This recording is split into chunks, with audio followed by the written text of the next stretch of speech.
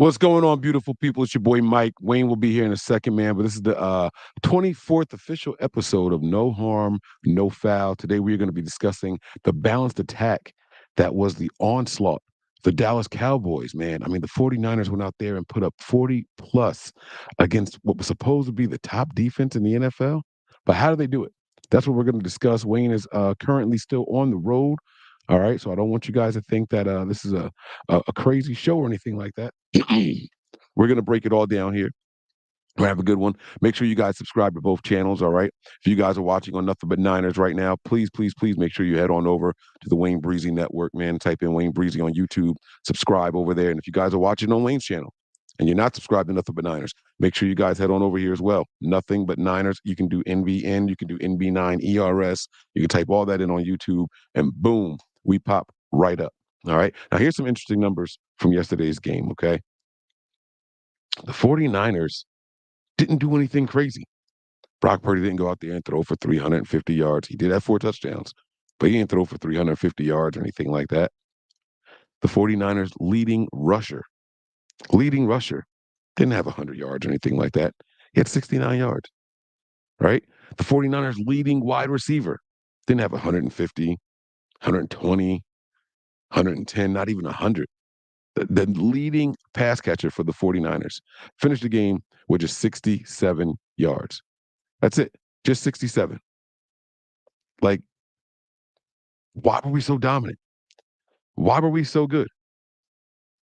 There wasn't a player on the defense that had 8, 9, 10 tackles.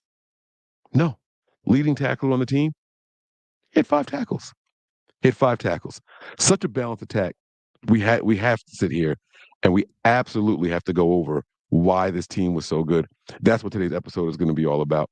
Now, I am trying to make sure my man is okay. Did I send him the link? Let me see here. Hold on. He's sending me a message.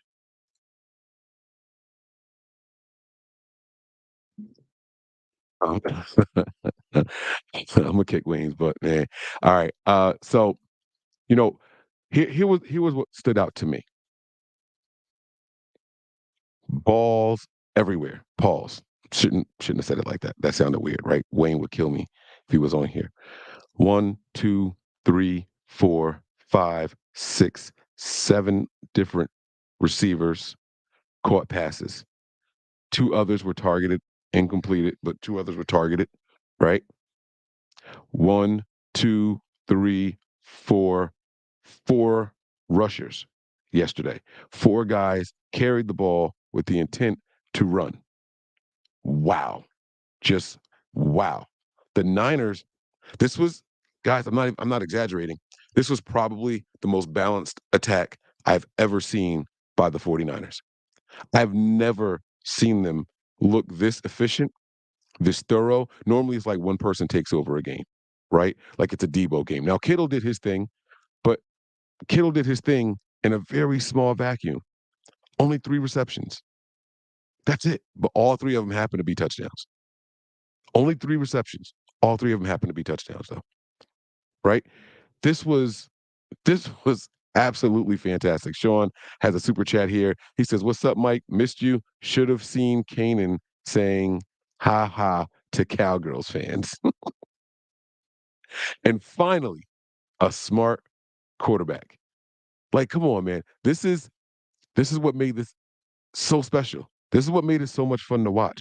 Brock Purdy was an efficient 17 of 24, but 4 of those were touchdowns. Every 4 passes he completed, one of them was going to the end zone. That is crazy to think about. That is crazy. 25% of his receptions were touchdowns.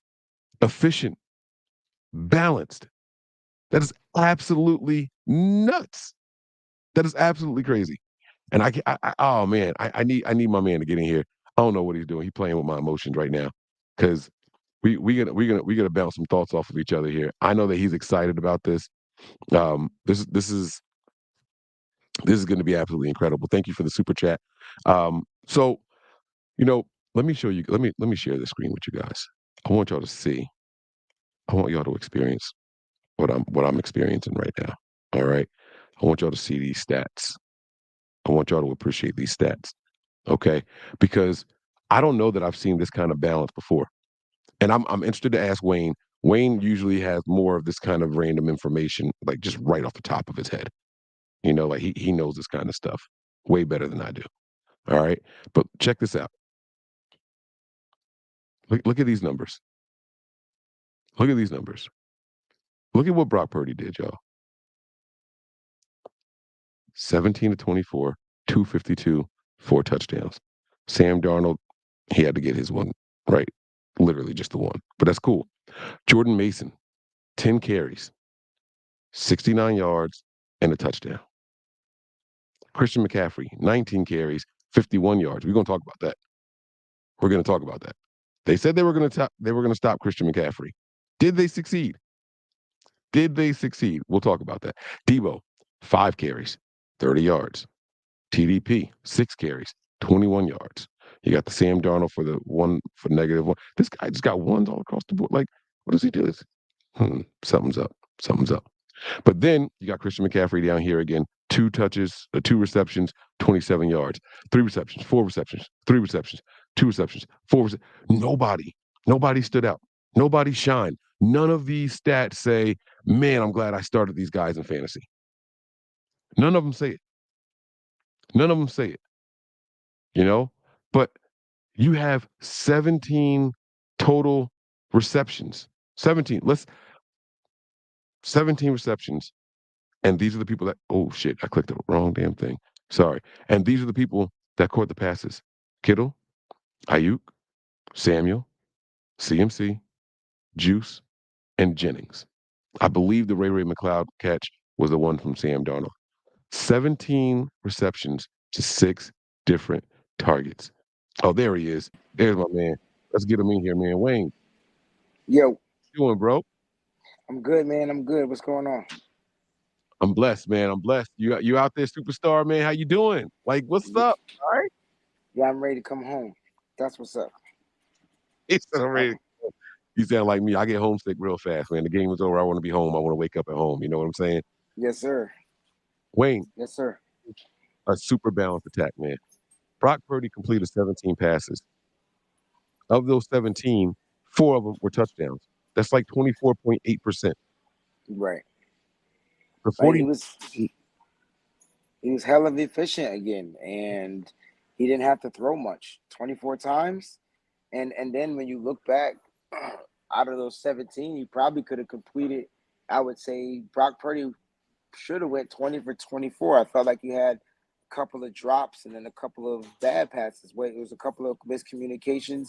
So 21 for 24, Brock Purdy could have easily finished this game with a higher completion percentage, but he still completed 70% of his passes.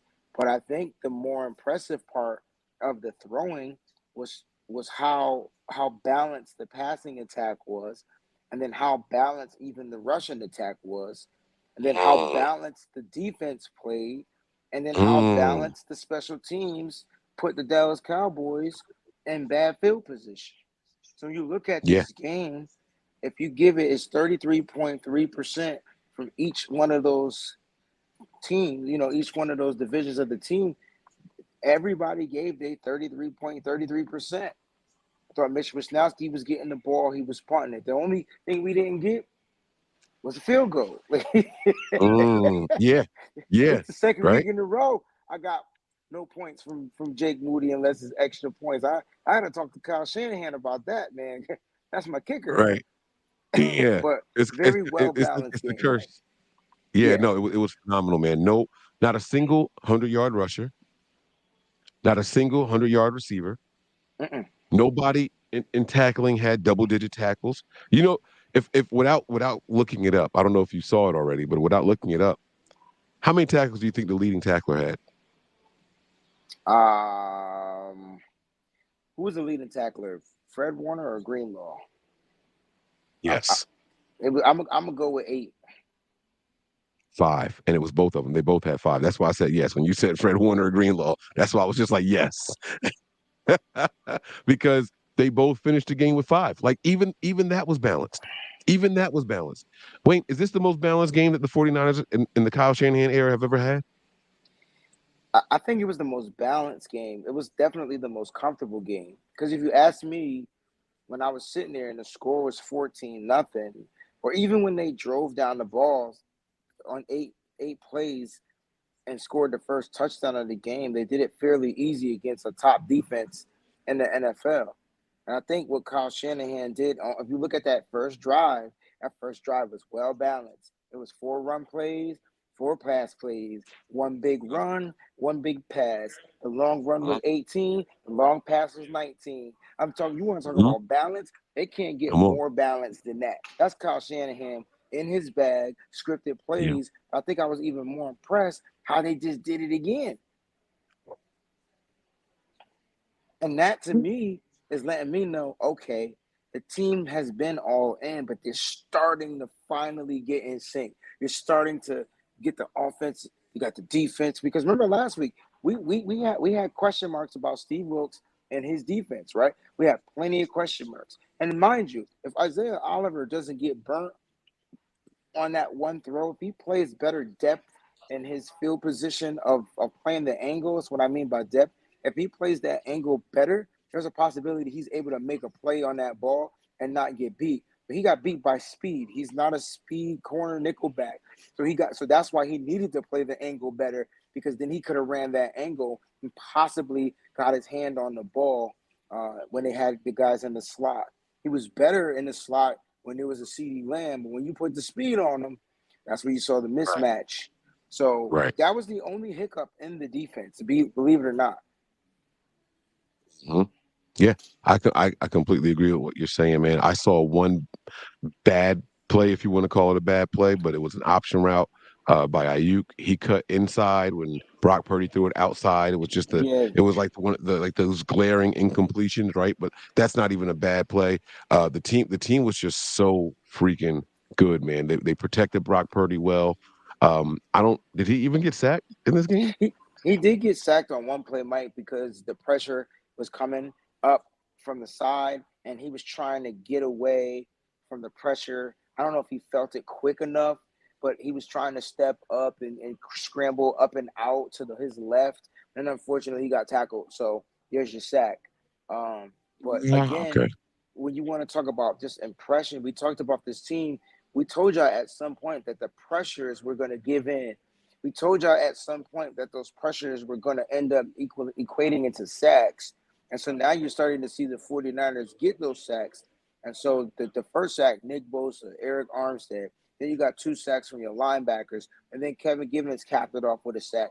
But you're talking about an offensive line that only gave up like 2 sacks all season long on Dak Prescott. Well, they had their starting all pro offensive line out there this week. This ain't none of the young guys, none of them dudes. And next thing you know, they gave up 4 sacks to this defense that just kept pressing Dak Prescott. And look, you want to talk about the back end? The back end was so good on coverage. Like, look, Dak Prescott decided he had no choice but to get that ball down the field. And that's exactly what we want him to do. That was the game plan. And Kyle Shanahan was like, you know what? You think you're going to dink and dunk on us. They tried it. It didn't work. Why? Because there was Dre Greenlaw right there hitting. Some Dallas Cowboy got hit so hard. He caught it, though. It was one of them backup running backs. But he felt that joint. Like he felt them 4 yards. Right. Right. It was like no mas. All right. All right. I don't want to do that again, man. And by the way, you were there in the building. I wasn't able to make it out there. Um, when you saw Dre Greenlaw make that tackle on the sideline and he kind of suplexed my man, were y'all expecting a penalty? Honestly, No, were y'all expecting a flag on that? No. nah, because the tackle happened, like the motion of the tackle happened, and it's just like the finish was the suplex. Like Dre Greenlaw is tackling you. So as a football player, you're going to get tackled. The question is, which finishing move are you going to get finished in? Is it going to be the power bomb? Is it going to be a suplex? Is it going to be a head tackle? I don't know, but you know you're going to get tackled. I didn't think there it didn't look bad. When I go back and rewatch it today, it might have looked worse on TV, but Greenlaw was coming. Like there's no stop button. and you were Yeah. inbounds, like you were inbounds, like Okay. the initiation happened inbounds. It might have finished out of bounds, but it happened inbounds. What exactly did Micah Parsons say? Like I keep So Mike, so people just saying, to paraphrase it, Micah said that we're still equal of a team, that we both have the same amount of talent, that we're like we're just equals, basically, just to sum up everything. And you know, I kind of understood where he was coming from. I don't think he was kind of necessarily taking a shot at the Niners, but it was more like letting his team know, like, it's one game, we got our butts kicked, but this is who we really are. Let's go back, get back to the drawing board. You know what I'm "Oh, I saying? found it." Yeah, I found the quote here. Okay. I don't think that the 49ers are at a higher level than us. I think we're the same caliber playoff team, same talent, same standards. I just feel like I just feel like need to reconsider and fix something. The score doesn't really show what happened out there. Hmm, hmm. I mean, it was 42-10. Like, I don't know how equal we were, and I don't know how much more talented they are if they didn't put up 41 points, but they put up 10 points with all the talent. They didn't get to Brock Purdy with all the talent. Like, I don't get it. Like, I don't get how they I don't get what he's saying. The only thing I can think of, if I would have said something like that, it would really be to my crew saying, listen, get your shit together. We're still a Right, great team.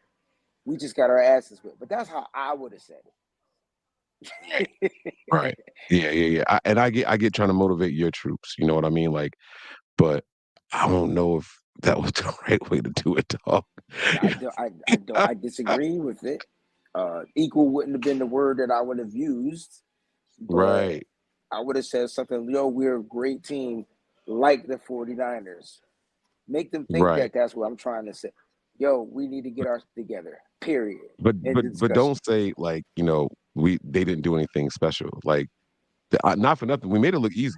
And this is something else I want to talk about. I don't know if we should do this in this show or not, but Kyle kind of went against his own, again, we talking about balance. He went against his own standards of balance. He is against pulling the starters too early in the game. I went back and looked at the score for that Detroit game from some years ago, right? And it wasn't too much far off from what we had to score in this game. So, what made him comfortable with sitting the starters throughout the whole fourth quarter, basically? I mean, it's funny because, like, there's a lot of parallels to that Detroit Lions game, right? When you look at what the 49ers did to the Detroit Lions a couple of years back, they were mollywopping them. They pull out their starters. Detroit started to go on a little power surge. They started getting the energy and the juju, and they started coming back. I can't remember if that's the game we started getting players injured in or whatnot. Like, I can't remember if Jason Verrett got injured. I don't remember, but I do know Kyle Shanahan probably paid slight attention to the game earlier. He saw his boy Emmanuel Mosley go down for the season again. And he was probably like, listen, if we got a substantial amount of lead, let's go ahead and let's reserve some of our starters and let me get some reps with these other guys. You know what I'm saying? Every Okay, Thomas goes okay. in there, doesn't look like shit. Like these guys that are with the starting units, they always get beat. This is good confidence building for his second units, even with the offensive line. And we got to figure out, like, if Eric Banks can't go for the next several weeks, who's going to replace Aaron Banks and stuff like that. So Right. I thought it was a good spot on. It shows that even as a leader or as a teacher, you always have to be willing to make those adjustments. And he made the adjustment. He said, "This game is in the bag. You can sit down. You can sit down. You can sit down. You can sit down. You can sit down. Hey guys, come on ahead and get some of these reps." Right. Right. I like it very much, man. 19 carries for Christian McCaffrey, but then when you look at what Jordan Mason and TDP got combined, it was 16 carries. Like it was just such zen. Like it was such zen. It And was like really, really good. And I was gonna say, you wonder like Christian McCaffrey took a hit to the head. Did. Now he did come back in the game, but I think the fact that you were getting the production from Mason, you were getting the production from TDP, I think it made Kyle Shanahan and the league was like astronomical. You made Kyle Shanahan feel comfortable with alleviating some of the pressure off of Christian McCaffrey. I mean, 2.7 yards per carry. That ain't Christian McCaffrey standards. He did Oh, rush the ball right. for 19 yards. But he had the fumble earlier, which was more of a strip uh, fumble opposed to. I mean, a fumble is a fumble, but if you look at it, you can kind of see like the dude overpowered my man Lewis, and Lewis just pulled the ball out in the tumble mode. Like it just like, yo, you gonna overpower me, but I'm gonna use my hands and try to pull the ball out. So a fumble's a fumble. But then that would have been another touchdown. That would have been 49 points. The 49, Niners. baby. 49, Dang, man. dang, 49 for the 49ers. We got wow. another super chat here from Sean. He says here, can we finally put this to rest? Everyone pussyfoots around it. One, Jim is the reason our offense has sucked. I'm talking about Jimmy Garoppolo. Two, Brock is the reason, not CMC, that the offense runs right now. No? What's the reason now? Do you think it's more Brock than CMC? It's so. It always starts with the quarterback, right? I mean, CMC is kind of like the center of attention, right? Which alleviates the attention off of the brains of the operation. So now you're looking at, okay, Dallas had one game plan and they were going to stick to it. They were going to take away Christian McCaffrey, but they're so fucking stupid that they didn't decide to take away the run game plan of the San Francisco 49ers. So, okay, you stop Christian McCaffrey, you hold him to 50 something yards, but the Niners have other running backs. And the Niners will do running backs by committee. And the Niners are one of the best running backs by committee in the league. So the issue is if you stop CMC, and you can't stop the next guy up or the guy after that, then you didn't do your job. Dallas Cowboys Right. should have been trying to stop the run. When the 49ers stop the run, they're taking out your one, your two, your three, and your quarterback. Matter of fact, your quarterback may lead the team in rushing. Like that's how you stop the run. Dallas decided to try to stop CMC. That was their biggest mistake because even in stopping CMC, the man still almost put up 2 touchdowns. And I know almost doesn't count, but he still almost scored twice. And he continued to streak with 14 games, a consecutive game scoring a touchdown. It's going to get easier for him, man. Much easier. But I think the hit to the head, which was blatant. Ooh, Oh, ooh. Bro, when I saw it, I was like, I'm surprised that they didn't have the neutral targeting neurologist guy flag? just come out. No, Yeah. not that, but like when guys get hit, he even put his hands right to his head right after the hit. I I see. I thought for didn't see sure that. they were gonna do the concussion test. I thought for sure Oh, they I were gonna think do the concussion test. he may be in the concussion protocol this week. I wouldn't be surprised if he doesn't go through the concussion protocol. I'm praying that he doesn't. But Mike, that hit, like, No, he like got rocked. he got rocked.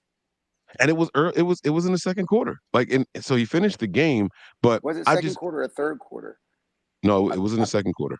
it was the second quarter because I remember him Yeah. playing after that, but he came out for a few plays. Jordan Mason came in, and then I thought it was third quarter. I thought it was the beginning of the third quarter, but you might be right. Jordan Mason came in, but then he came back in and he caught a pass. like All right. so, yeah. But to answer Sean's question, I think it's both. I don't think it's because of Christian McCaffrey and or just because of Brock Purdy. I think that this cast is actually exactly what the show is about. It's balanced. Everything is it's just clicking well right now. I don't think we would be as efficient or as good without Brock Purdy. I don't think we would be as efficient or as good without Christian McCaffrey. They're complementing each other really, really well and making each other's jobs easier. So I really think that's what's happening here.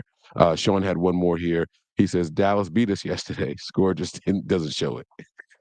Talking about the Micah Parsons comment, right? Like, yeah, I mean they did everything right except win. Sure. Look, I mean, The look, Niners. I was just gonna say, like, I agree with you, Mike. Like, the team is just in sync. And I know this sounds crazy, but I still don't think they tapped into their full potential yet. I think by Right. week 8, by week 9, if the 49ers are by that bye week, I think that's when they turn it up a notch. Yeah. Yeah. Absolutely, man. Absolutely. Um, the 49ers finished the game 251 passing yards, 170 rushing yards. And that goes Wayne's point. You don't focus on one player, you focus on an aspect of the game. You don't say we're going to stop Christian McCaffrey. Cool. You slowed him down this week. You slowed him down, right?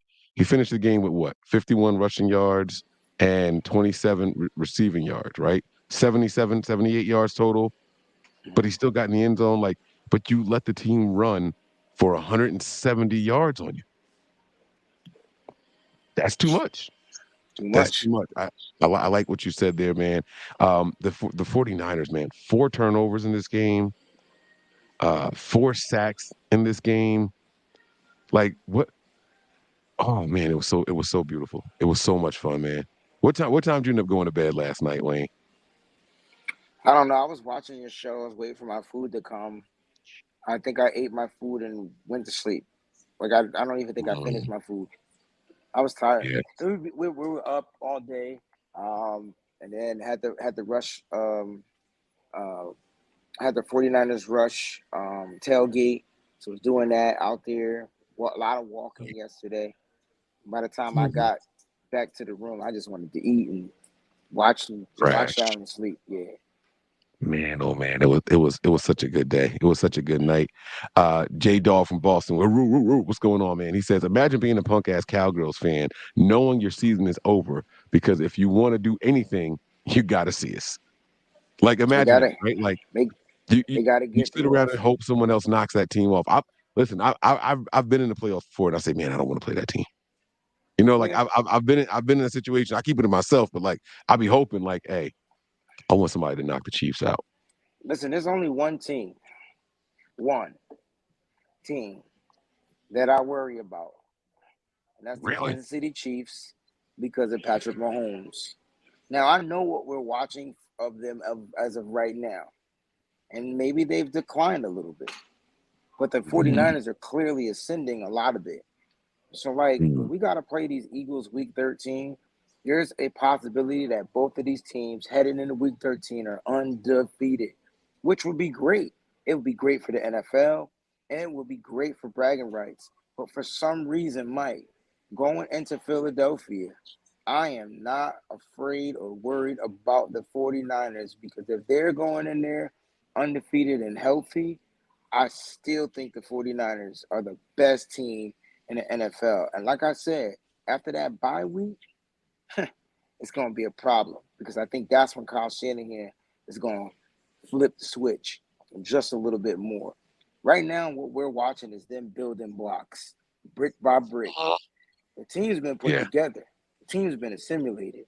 Now the team is finding continuity. Offensive line is starting to gel better. The running backs, all the running backs are running well. Wait a minute, not just Christian McCaffrey. We just threw Jordan Mason out there. He finished the game what 69 yards, off of 12 carries for a touchdown, long 26. Right, they're gelling. TDP comes in there, gets you about 27 yards. So that offensive line is good. The running backs are good. We might not ever see another tight end get productive work other than George Kittle, and I'm fine with that at this point. I feel like they'll be there for the future. But we're watching that aspect of the 49ers. Then you got just Brock Purdy growing every single game because he's taking what the defenses is giving him. He's not forcing balls. And just Right. imagine if him and Brandon Ayuk were in sync on that one play deep down the field where Brandon Ayuk would have been wide open. Like it was nobody there where Brock threw that ball. Just imagine if they were together and on that. So the team is still working out kinks, but they just put up 42 on a top five defense in the NFL. You Yes, can they no did. longer tell me that the 49ers haven't played anybody, Mike. That shit can get thrown right out the window because they whipped Yeah. the Dallas Cowboys. Bootay. Yeah. Yeah. And listen, man, if by chance the Niners and the Eagles face each other and they're both undefeated, it will be NFL history. I think I'm looking at this article right here. and it says that it's only happened. It says initially stated blah blah blah blah blah blah. Where to go? Here we go. Week 7 meeting between two AFC squads for just the sixth time since the AFL NFL merger. Two undefeated teams with at least 5 wins will play each other. With at least 5 wins, and so this was from the Steelers and Titans game in 2000. What year was this? 2020 is when that happened. So you know that's pretty significant, man. That's pretty significant. I don't know if two teams have ever played each other that late. You know, I do. that's It's just I feel like the Eagles to me in the NFC, out of respect, is still the team to beat. But the team you don't want to face is the 49ers. Does that make sense? oh oh yeah yeah yeah. Yeah. We are over our time. We got one more super chat Oh, to get to, and we got to get out of here. No, no, it's all right. You good. I was looking at this article here, and I lost track of time. Riggs Murtaugh. Riggs. I'm sorry. Um, Purdy doing a lefty drop from center, being right-handed. Are they trying? Are they trying to time Steve Young plays? BA throw against Arizona was called lucky. Purdy throws players open, crossing the middle, and they can't stop it. see, that's a quarterback. So when you say when I forgot who gave the contribution that had been Sean, when he sat there and said like, how come is this Purdy? It is. But Mike is Mhm. also right too. It's all the pieces coming together. But like CMC is kind of like that heartbeat. Like it starts with the heart, like boom. But then you can control the heart. You can control what's going on with the brain. That's where Brock Purdy comes in, man. The dude is just Yeah. highly cerebral. And I'm gonna keep it a buck, Mike. If Brock Purdy was 6'6", you know what I'm saying? Like Right. typical quarterback stature with the right Mhm. physicals, cats would have been talking about him, and there's a possibility he would have went in the first round. So thank God he is what 6'1", 6'2", whatever he is, because now he's a 49er, and cats won't be able to stop talking about him. So he's gonna get Right. his time. Purdy just can't let any of that stuff get to his head and just keep going out there playing football. And that's what the Niners are doing. They're having fun. Yeah, yeah. Absolutely right, man. Guys, we're going to get up out of here. We want to thank you all for your patience today. Thank you all for checking us out. Make sure you guys go and subscribe to both channels. Again, thank you, everybody, for the super chat contributions. We appreciate it. We will see y'all tomorrow. No team is safe when the Niners are on the prowl. I'm Mike. That's Wayne. This is No Harm, No Foul. We'll see y'all soon. Peace.